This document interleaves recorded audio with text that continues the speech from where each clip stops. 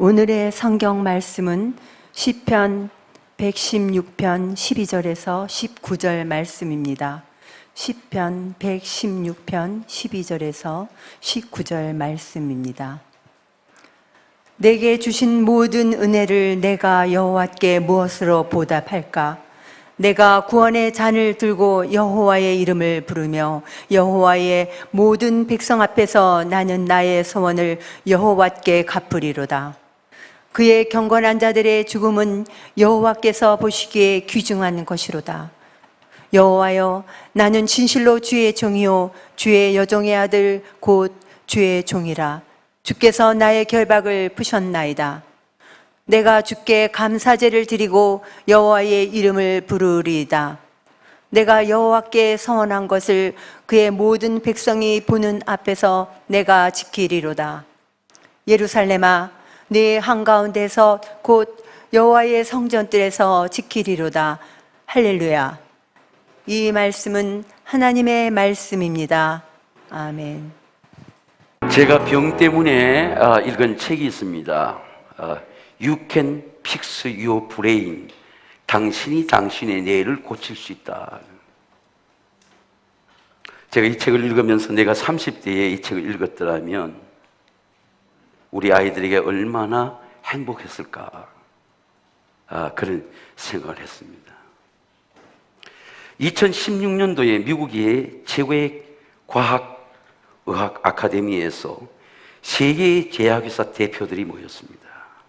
그리고 미국 정부의 공중보건의 정책자들이, 리더들이 모였고, 그리고 세계 최고의 의학자의 의학 박사들이 모였고, 치료학의 중추신경제, 사람의 신경세포, 뇌의 브레인의 문제를 연구하는 임상실험과 보고의 토론회가 있었습니다. 실제로 암보다도 더 흔해지는 고령화 정체인 알츠하이머, 혈관성 치매, 뇌졸중, 수많은 실업자들로 인해서 직업의 상실을 오는 젊은이들의 우울증, 학습 의욕에 부진한 학생들의 우울증, 자살률. 세계 문명은 발전되는데 뇌의 문제는 점점 약의 문제로 해결되지 않는 의학 아카데미에서 이 톰 브라이언 박사는 책에서 말하기를 21세기 의학의 현실은 뇌의 부분, 신경세포의 부분은 실패다라는 것입니다.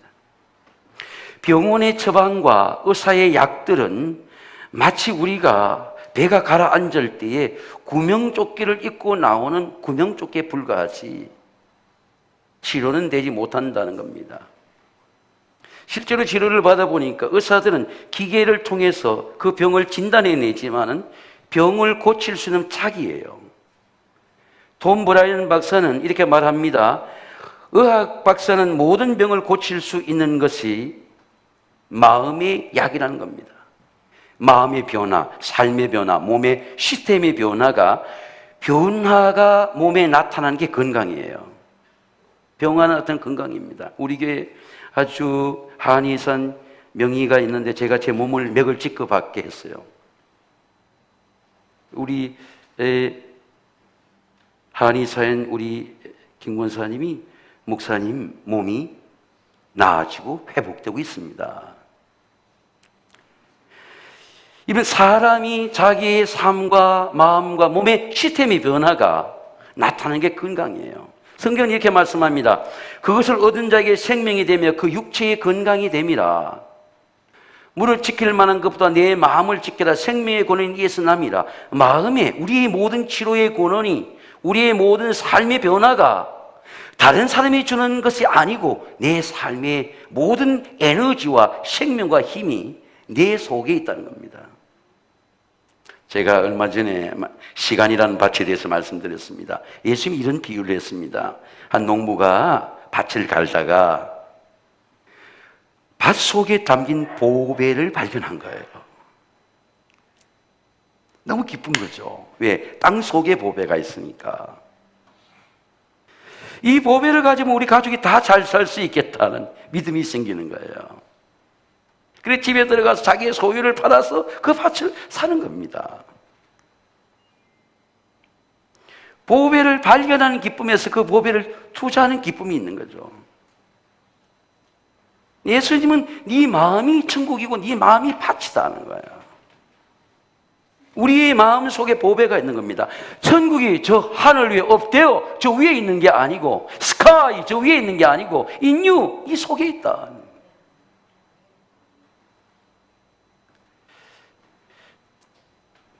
예수님은 우리의 마음이 보배라고 했습니다. 제가 한번 우리 교회에서 설교할 때 말씀드린 적이 있습니다만은 제임스 어윈이라는 대령이 있습니다. 1971년 아폴로 15호의 달나라의 3명의 우주 비행사 중에 한 사람이 크리스찬이죠. 달나라에 그냥 여행하는 게 아니에요. 얼마나 위험합니까? 얼마나 리스크, 생명이 폭파될지를 몰라요. 달나라를 처음 가는 겁니다. 근데 달나라에 가서 그가 고백한 말이 God works on the earth. 하나님이 지구 위를 걷고 있는 것이 내가 지금 한 남자, man이 in working on the moon, 달에서 걷는 것보다 더 중요하다. 그래서 그 원문을 읽어보니까 그렇게 써놨어요. 그 원문을 읽어보니까 예수님께서 어고 20,000 이 어고라 그랬어요. 2000년 전에 걸었던 것처럼 예수님이 Jesus want to work in your life. 예수님이 지금 네 속에 걸어가길 원하신다는 거예요. 제가 이제 말씀드리고 싶은 것은 이런 얘기입니다. 그럼 제임스 의인은 나중에 목회자가 됩니다. 하나님을 전가하는 복음 전도자가 됩니다. 전도자 되는데 제임스 의인은 어떻게 달나라에서 예수님이 걸어온 걸 보았을까요? 그게 궁금한 거야. 생명이 아주 리스크 위험이 있고, 근데 그런 말하기를 달나라의 이 하얀 조약돌보다도 산돌이신 예수 그리스도를 자기는 달나라에서 보았다는 거 아닙니까? 그러면 여러분 생각해 보세요. 여러분 예수님을 본 적이 있습니까? 예수님을 시험과 절망과 위기 가운데 만난 적이 있습니까? 예수님을 어떻게 보게 됐을까요? 근데 제가 기도한 것은요, 제임스 오윈의 마음속에, 이 대령의 마음속에 예수님이 있는 거예요. 그 예수님이 나타난 거야. 저 달나라 위에서 예수님이 온 게 아니고 자기의 마음속에 리플렉션, 예수님이 마음속에 살고 있는 거예요. 예수님이 부활하는 거예요. 오늘 시편 다윗은 시편 116편의 시편을 읽어보면 다윗은 얼마 많은 고생을 한지 몰라요. 우리로 말하면 흙수저입니다. 시골의 목동 출신입니다. 아무도 주목하지 못하는 사람입니다. 근데 하나님이 주목했어요. 하나님이 선택했습니다. 근데 이 사람은 이 어릴 때 가정이 대단히 중요합니다. 그래서 학교 가지 못해도, 코로나 바이러스 때문에 학교 가지 못해도 가정에 아버지보다 좋은 스승이 없어요. 제가 우리 아들이 늘 말합니다. 아버지에게 배우라. 제 설교를 보내 딸애도 아버지한테 배우라 그래요. 여러분, 이 마음속에, 다윗의 마음속에 하나님의 이 영성이라고 하죠. 이 영어 말로는 spiritual formation. 예수 우리 안에 어떻게 삽니까? 이 아이의 마음속에. 왜? 발람의 중 막내인 이 이새의 아들의 다윗 속에 하나님 어떻게 살아갑니까? 자기가 목동 치면서 양떼가 물려갈 때 자기가 막대기를 뜯고 사자를 이긴 경험이 있잖아요. 하나님의 이름을 부른 경험이 있잖아요. 공부 안 하는 아이들은요, 끝까지 공부를 안 해요. 왜? 공부 안 해도 살아갈 수 있다 생각하는 거예요. 공부하는 사람들이 공부합니다. 제가 우리 교육자들에게 공부해야 돼. 연구해야 돼. 우리보다 앞서가는 연구를 멘토링 해야 돼. 돈을 주고 가서 배워오게 합니다. 위탁 교육도 시켜요. 이유는 이 다윗의 마음속에 하나님을 경험하게 되니까 하나님의 이름에 대한 확신이 생기는 거예요. 그래서 다윗 선발되지 못했습니다. 말하지 뽑히지 못했어요. 전쟁에 뽑히지 못했습니다. 형들은 뽑히지 못하고 아버지한테 도시락 심부름 하나 네 형한테 갖다 주라. 네 형이 배고플 거다. 심부름 하나 하러 가는 사람이었습니다. 근데 가서 보니까 이스라엘 백성들이, 군대들이 골리앗 블레셋 군대 앞에 벌벌 떨고 있는 거예요. 우리가 코로나 바이러스를 두려워하는 것처럼 벌벌 떨고 있는 겁니다. 그 자기의 마음 속에 이게 하나님의 이름을 모욕하느냐, 내가 하나님 내한테 갑옷을 입혀줘서 맞지 않지만 내가 하나님의 입으로 나가게 해달라, 이런 거 아니에요. 근데 형 엘리압은 야, 니 신부름하고 갔으니까 니나 이건 네 잡이 아니야. None of your business. 네 잡이 아니야. 네 집에 돌아가 빨리 아버지 밑에. 이건 전쟁터야. 임마, 너는 전쟁터야. 너는 막내야. 너는 전쟁할 사람이 아니야. 근데 자기는 하나님의 이름으로 모욕되는 다윗의 마음 속에는 하나님의 이름으로 나가면 이길 수 있는 확신이 드는 거 아니에요. 담대함이죠. 우리는 만 가을이지 용기죠. 다윗이 블레셋 사람이 이르되 너는 칼과 단창으로 내게 오거니와 나는 만군의 여호와의 이름으로 내가 모욕한 이스라엘 군대의 여호와의 이름으로 내게 가노라. 여러분, 삶을 살아가다 보면 우리 앞에 골리앗 같은 문제가 있어요. 코로나 바이러스 골리앗 같은 문제인지 모릅니다. 대적인지 모릅니다. 가난이 골리앗이 될 수도 있고 암이 골리앗이 될 수도 있고, 또 여러분의 가정에는 이 가족력에 내려오는 질병들이 골리앗이 될 수 있습니다. 여러분, 어떤 골리앗도 하나님의 이름으로 승리하게 되시기를 주의 이름으로 축원합니다. 다윗이 이렇게 고백합니다. 하나님의 구원이 칼과 창이 있지 아니하다. 내가 이것을 오늘 알게 하겠다. 왜? 전쟁은 여호와께 속한 것인저 그가 너희를 우리 손에 붙이시리라. 하나님의 존재가 힘으로 나타나는 거죠. 하나님의 존재가 삶으로 나타나는 거죠. 하나님의 존재가 건강으로 나타나는 거죠. 하나님의 존재에 대한 감사입니다. 다윗은 이렇게 고백합니다. 내게 주신 은혜를 내가 하나님께 무엇으로 보답할꼬? 내가 구원의 잔을 높이 들고 여호와의 이름을 부리며 여호와의 모든 백성 앞에서 나는 나의 서원을 여호와께 갚으리로다. 여러분, 어떻게 구원의 잔을 높이 들 수 있습니까? 우리는요, 손 하나도 높이 들 수 없어요. 이게 우리의 의지입니다. 근데 우리가 하나님의 은혜를 어떻게 보답할고 구원의 잔을 높이 들 수 있습니까? 여호와의 이름을 부를 수 있습니까? 다윗은 시편 61편을 묵상해 보니까 다윗은 이렇게 고백합니다. 환난을 당하면서, 환난 당할 때, 시험 당할 때 세상을 바라보지 말고 내 영혼아, 자기에게 말하는 거야. 내 영혼아, 네가 하나님만 바라보라. 자기 말하는 거예요. 나의 구원이, 나의 소망이 그로부터 나오는도다. 그는 나의 구원이시오. 그는 나의 요새시오. 그는 나의 반석이시오. 내가 세상에, 흔들리는 세상에 나는 흔들리지 아니하겠다. 왜? 하나님 붙들어 주시니까. 그렇게 이렇게 말씀합니다. 나의 반석과 나의 힘의 반석과 피난처가, 쉘터가, 내가 쉴 수 있는 곳이 하나님께 또 다른 거예요. 하나님은 우리의 피난처시요. 시편 46편에 보면 그는 이렇게 고백합니다. 하나님이 우리의 피난처시요 힘이시니 환난 중에 만날 큰 도움이시라. 그러므로 산이 변하든지 땅이 흔들려 바다 가운데 빠지든지 바닷물이 뛰놀란지 그것이 넘침으로 산이, 마운틴이 흔들릴지라도 우리는 두려워하지 아니하리로다. 왜? 하나님이 우리의 피난처라는 거예요. 이런 트럼프 대통령의 부통령이 확진들어서 유세를 포기하고 돌아왔어요. 한국의 총리가 된 분이 확진이 들어서 국회에 가서 연설을 하지 못해요. 이 말은 무엇을 말하는가 하면 세상의 어느 곳도 안전한 곳이 없습니다. 예수님이 이렇게 말씀합니다. 내가 이것을 너에게 이르는 것은 너희 안오 이 세상의 환난 가운데 너에게 평안을 누리게 하려 합니다. 평안한 세상 가운데 우리가 평안을 누리는 게 아니고 세상은 환난을 당하고 담대한데 하나님은 우리에게 평안을 누리게 합니다. 세상에 너희가 환난을 당하나 담대하나 내가 세상을 이겼노라. 세상을 이긴 사람이 없어요. 왜? 우리는 어떻게 이깁니까? 세상을 이긴 예수님이 내 안에 있으니까 내가 세상을 이기는 거예요. 이기는 영이 있고 이기는 말씀이 있고 이기는 기도가 있고 이기는 지혜가 있으니까 이기는 거예요. 여러분, 다윗의 태도를 보세요. 다윗은 도망자인데 자기는 고백하기 자기는 죽은 개 같은 존재다. 자기는 벼룩 같다는 거지.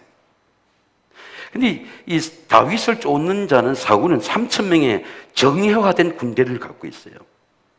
정예화된 권력을 갖고 있습니다. 시스템을 갖고 있습니다.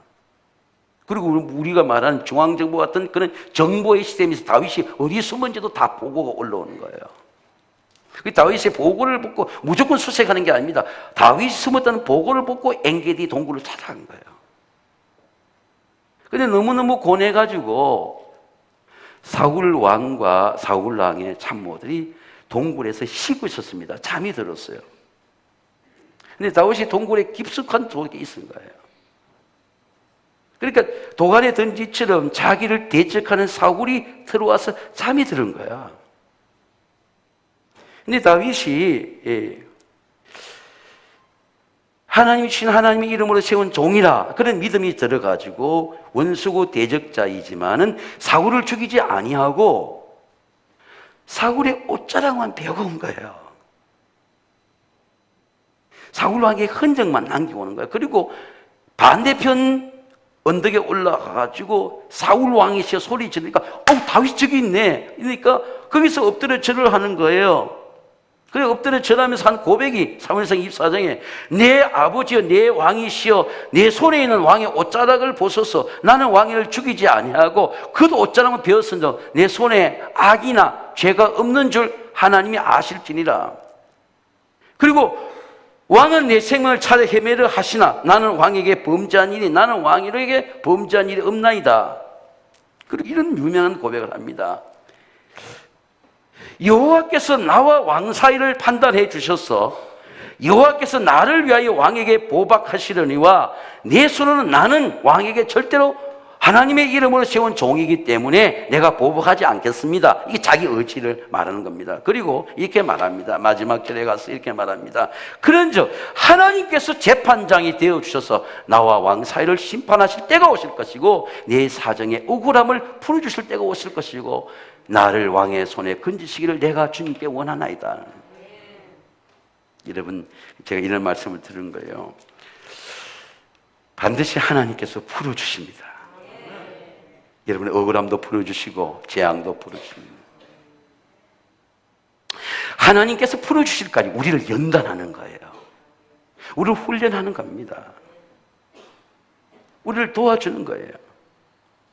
소유에 대한 감사입니다.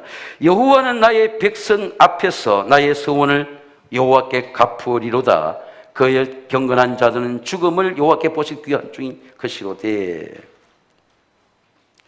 다윗은 이렇게 고백합니다. 하나님이 나의 산업과 내 자녀의 소득이 나의 분깃을 지키시나이다. 내게 줄로 지어준 구역은 아름다운 곳에 있으면 나의 기업이 실로 아름답도다. 이게 하나님이 네 구역이다. 가정을 지켜주시는 거예요. 하나님이 가정을 지켜주시는 겁니다.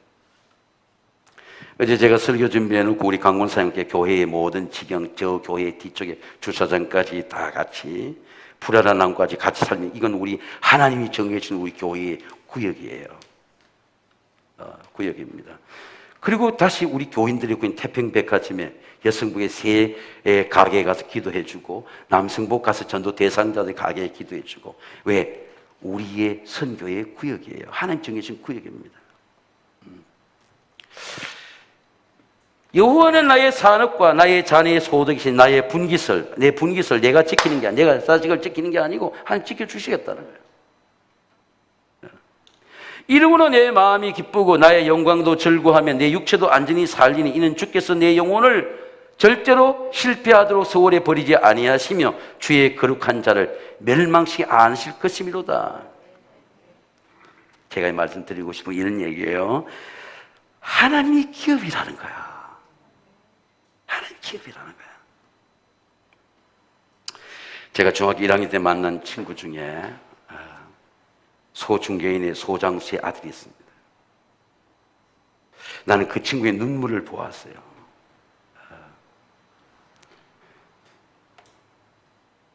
아버지가 공부하지 말라는 그런 고함 소리를 같이 들었습니다. 근데 우리 친구가 대학 교수가 되고 시인의 재산이라는 시를 썼는데 제가 너무 좋아하니까 그림과 함께 그려서 직접 가지고 제 서재에 걸려 있습니다. 이 제 사무실에 이 에어컨 옆에 우리 친구의 그림과 시가 적혀 있습니다. 시인의 재산이라는 그런 시예요. 이런 시입니다. 이름 한번 들어보세요. 누구도 차지할 수 없는 빈 하늘은 내 것이다. 아무도 탐내지 않는 저 셔틀구름도 내 것이다. 윤동주, 동주의 하늘과 바람과 구름도 내 것이다. 너무 높아서 돈으로 따질 수 없는 것들, 돈을 써 살 수 없는 것들이 내 것이다. 제가 제 친구에게 전화했습니다. 야, 승호야, 네 시를 보니까 예수님의 요한복음 16장이 생각이 난다. 왜 예수님이 이런 말씀했어요? 십자가 지기 전에 내 것은 다 하나님의 것이고 all you have, 주님이 하나님이 가진 것, 주님이 가진 것 다 내 것입니다. It's mine. 내 것입니다. 제가 정말 갖고 싶었던 자전거가 있었습니다. 근데 집에서 친구들이 중학교 1학년 때 이제 국민학교 6학년을 다니고 중학교들은 이제 남쪽으로 오리를 걸어가는데 친구들은 자전거를 타고 쑥쑥 지나가는 거예요. 저는 키도 작은데 가방을 들고 가는데, 그래서 아버지에게 어느 날 제가 말했습니다. 아버지, 나도 자전거를 사주세요. 근데 아버지가 자전거를 안 사주는 겁니다. 왜냐하면 나중에 아버지가, 제가 같이 아버지 잘 따라다니니까 아버지가 말하는 거예요. 우리 집엔 자전거 한 대로 안 된다. 왜? 동생도 자전거 있어야 되고, 나도, 니도 자전거 있어야 되고, 형도 자전거 있어야 되고, 농구를 다니니까 자전거 한 대로 안 된다. 그래서 자전거를 저는 늘 이렇게 걸어서 다녔습니다. 근데 우리 동생은 자존심이 강해가지고 절대로 걸어 다니잖아요. 차를 타고 다니는 거예요. 나는 자비를 이래 주면은 그걸 갖고 오뎅을 사 먹는 거예요. 근데 지금도 오늘 아침에 그게 마음에 걸렸어요. 오뎅을 사 먹는데 오뎅을 먹으면 자기 먹은 거 계산을 하잖아요. 그러면 자기 먹은 거 침 대나무 거 그것만 계산하는데 내가 그걸 먹고 주인 모르게 다시 꼽아 놓은 거야. 도적질한 건 지금도 가슴에 걸리는 거예요. 그러니까 자비를 다스리니까 걸어 다니는 겁니다. 근데 아버지의 말씀도 걸어 다니니까 책 읽고 걸어 다니니까 단어 외우고 그 혼자 걸어 다니니까 공상도 하고, 야, 저 산을 뭉개서 말을 타고 농사를 지으면 어떡할까? 어떻게 될까? 영화에 본 대로. 근데 정말 제가 1984년에 수원서 목회할 때 중고 자전거를 제가 샀습니다. 중고 자전거를 갖고 영동시장도 가고 수원에 전도도 했어요. 그리고 이제 교회가 부흥되어서 베스타를 타고 다니고 이렇게 자전거를 다 이제 그때 잊어버렸습니다. 그리고 우리 교회에서 한 15년 전에 우리 교회가 6월 달마다 우리 장로선 얘기했지만 여성교회, 우리 모든 성교회 복음송 경연대회가 있습니다. 정명환 목사하고 자전거를 사러 삼천리 보고 자전거에 갔어요. 담임 목사 항상 자전거 한 대를 내는 거예요. 그 자전거 한 대를 내는데 내가 정 목사에게 이렇게 말했습니다. 야, 내가 계속 자전거를 대면서 나는 자전거 없고 내가 어릴 때 자전거 사고 싶었는데 나 이참에 하나 교회에 내놓고 하나 내가 갖고 싶다. 그러니까 정명환 목사 사라는 거예요. 돈은 내가 내고. 그래서 샀습니다. 근데 샀는데 제가 바빠서 한 12여간 타지를 못했어요. 베란다에만 두고. 내가 샀으니 내 거니까 아까운 거예요. 남 주지도 못하고. 몇 번 주자 그러는데 제가 꼭 탈 거라고 그랬습니다. 근데 얼마 전에 10년 지났으니 그 자전거에 윤활유를 갖고 바퀴를 다시 펑크를 다 떼우고 그리고 다시 이제 칠을 해가지고 천호동에 우리 교인 가게 하는데 한강변을 타고서 천호동에 신방도 하고 여의도의 중소기업은행 지하에 중국집하는 우리 교인 가정 신방도 하고 한 번은 저 팔당대기를 돌아가지고 우리 그 장로님 집으로 돌아가지고 오는데 너무너무 힘든 거예요. 왜? 보니까 다른 거 잘 타는 사람은 쑥쑥 지나가는데 내 자전거는 옛날 자전거야. 그래서 고치고 해도 자전거가 나가지 않는 거예요. 몇 번 쉬고 돌아온 겁니다. 그래서 너무 힘들어서 교회 집에 놔두는데 또 남 주자는 겁니다. 그래서 주지 말라 그래서 왜? 이제는 내가 또다시 이걸 수리해서 타는 생각을 하게 되니까 이제는 베란다에 누지 아니하고 내 서재에 책상 옆에 둔 거야. 왜 내가 그 자전거를 아낍니까? 내 것이기 때문에 아끼는 거예요. 내 것이기 때문에 아끼는 겁니다. 근데 다윗은 하나님이 내 하나님이라는 거 아니에요. 여호와는 다른 사람의 목자가 나의 목자다. 여호와는 나의 목자시니 내게 부족함이 없으리로다. 그가 나를 푸르는 풀밭에 누이시며 쉴 만한 물가로 인도하시는도다. 여호와의 나의 모든 부족함을 채우시고 내 잔을 넘치게 하나이다. 여러분, 여러분의 하나님이 되시기를 주의 이름으로 축원합니다. 감사의 응답입니다. 내게 주신 은혜를 무엇으로 보답할꼬? 다윗이 지금 누구에게 묻습니까? 자기에게 묻는 거예요. 제가 하나님과 대화해 보니까 하나님을 모르면 절대 자기를 못 알아요. 하나님과 대화하면 자기 속에 있는 하나님과 대화를 하는 거예요. 성령과 대화를 하는 겁니다. 성령이 다 가르쳐 주세요. 성령이 다 가르쳐 주십니다. 왜? 성령이 다른 데 있지 않고 목사님 찾아가지 않아도 성령이 내 속에 있기 때문에 가르쳐 주시는 거예요. 내 안에 있는 성령과 내가 대화를 하는 거예요. 왜? 예수님이 내 안에 성령으로 사시는 거야. 인격적으로 사시는 거예요. 예수 이렇게 말씀합니다. 보혜사 내 아버지께서 보내신 성령, 성령이 너에게 모든 걸 가르쳐 주시겠다. 가르쳐 주시는 거예요. 내가 너에게 많은 걸 생각나게 하시리라. 평안을 너에게 전하노니 내 평안을 너에게 주노라. 내 평안, 예수님의 평안이 내 안에 예수님이 있으니까 예수 평안을 내게 주신다는 거예요. 여러분, 교회나 우리 목회자들이나 성도들이나 사람들과 많은 대화를 하는 것도 중요하지만은 내가 조용하게 하나님 앞에서 성령님과 대화하는 게 대단히 중요해요. 성령님은 인격적인 분이기 때문에 절대로 나를 무시하지 않습니다. 내가 어떤 직분을 가졌든지 간에, 내가 어떻게 미천한 자든지 간에, 사람들은 나를 무시할지라도 예수님이 인격적으로 대답해 주고 가르쳐 주시는 거예요. 다윗이 지금 누구에게 묻습니까? 자기에게 묻습니다. 내가 하나님의 은혜를 무엇으로 보답할꼬? 누가 대답합니까?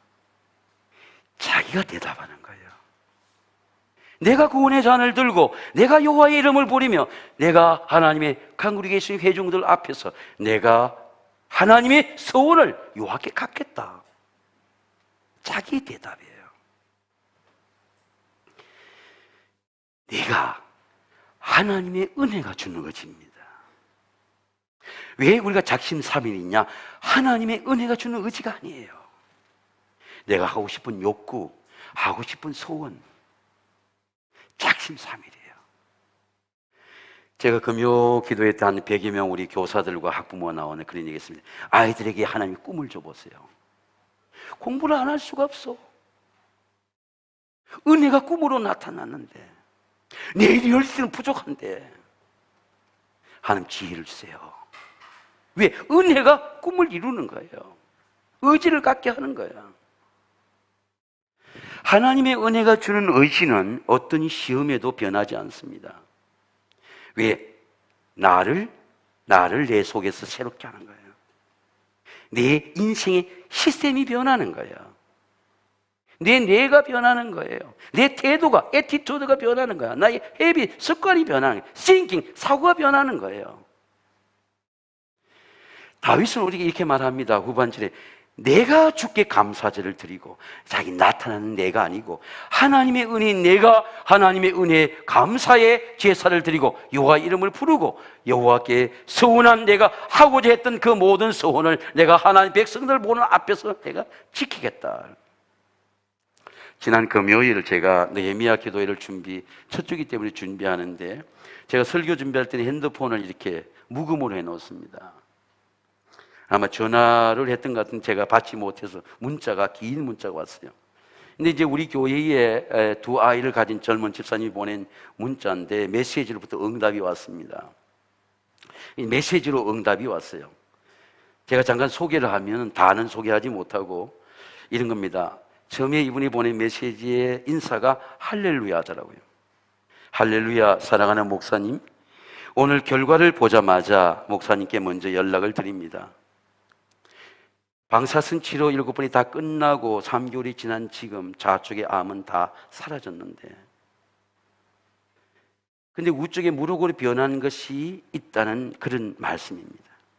근데 저는 그 집사님이 고3, 고2 때부터 우리 교회 왔는데, 그가 금요일 날 이렇게 혼자, 부모님이 혼자 기도하는, 세 자매인데 기도하는 걸 보았습니다. 제가 한번 차로 청년 때 집 앞까지, 라면동의 집 앞까지 제가 차를 태워준 게 있어요. 그러니까 하나님의 은혜로 대한항공에 그 들어가기 힘든 스튜디오스로 탑재가 되었어요. 그 스튜디오스를 하는 도중에 어머니의 병이, 투병의 소식이 알려지고, 언니들이 간호하지 못해 스튜디오를 사표내고 직장을 바꿨어요. 비행기 타고 자꾸 며칠씩 나가야 되니까 투병을 돕기 직장을 받고 열심히 어머니를 간호했습니다. 하나님의 은혜로 신랑을 만날 때 와서 신랑과 함께 어머니와 함께 기도를 받았어요. 신랑을 만나고, 경찰의 공무원인 신랑을 만나고, 그리고 저 멀리 교회 떨어진 저 무랑리라고 하는 곳에 시흥에 가서 있어도 목사 초대해서 예배를 드리고, 아이를 데리고 예배를 드리고, 그리고 예배를 드리고 식사도 함께 하고, 그리고 또 시간이 지나서 그러니까 사랑하는 아들을 주시고 아들과 딸을 주셨어요. 근데 긴 그 나와의 추억, 세광교회와 추억, 삶 속에 만난 하나님의 은혜를 쭉 말씀드리면서 그 중에 하나가 마지막 부분의 챕터가 이렇게 씁니다. 은혜 아니면 이 찬양밖에 나오지 않더라고요. 떠오르지 않더라고요. 결과를 들으러 가는 길, 어떤 결과이든 하나님께 감사하겠다고, 울지 않겠다고 신랑하고 다짐했는데, 이제는 하나님을 증거하는 삶 살게 해달라고 오늘 또 하나님께 감사한다고 고백을 드립니다.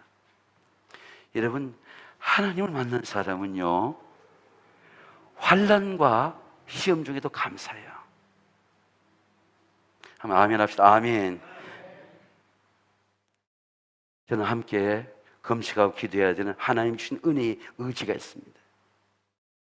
제가 이렇게 말했어요. 하나님 우리 교회 18명도 지혜해 주셨는데 뭐 한 사람 더 지혜해 주지 않겠어요? 환난과 투병 중에도 하나님이 나를 건지식을 믿고 하나님께 감사하는 감사, 그것이 하나님의 은혜의 감사입니다. 사랑하는 성도 여러분, 다윗처럼 하나님의 존재를 감사하고 하나님이 우리의 목자가 되어서 구원의 잔을 높이 들고 하나님 앞에 감사의 예배를 드리는 저와 여러분이 되시기를 주의 이름으로 축원합니다.